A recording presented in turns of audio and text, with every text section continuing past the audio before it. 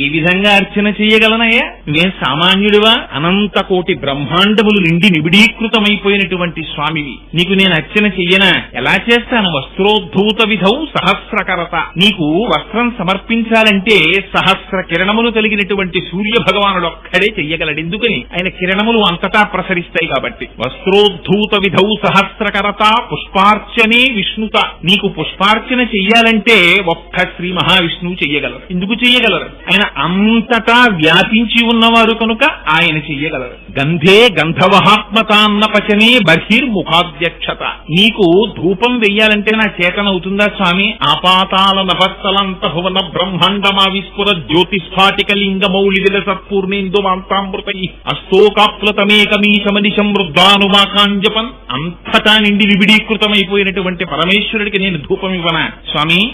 అది ఒక్క వాయువు చెయ్యగలడు, అంతటా ప్రసరిస్తాడు కనుక.